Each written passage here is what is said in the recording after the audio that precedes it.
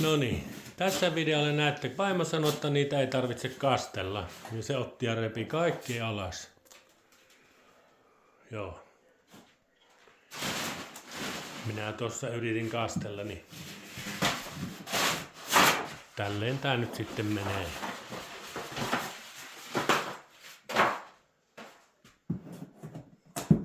Joo. Ihan tyhjän työtä tein. Nyt ei pituus riitä. No sitten tämä riittihän se. Joo, se lähtisi tuoltakin, kun se olisi pituutta. Tämä menee ikuisuuteen.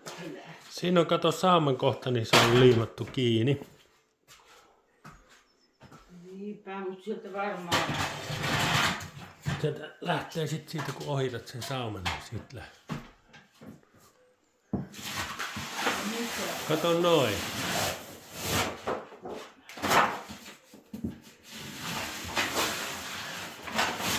Joo, tässä nyt näkyy se, että ei sitä tarvitse kastella.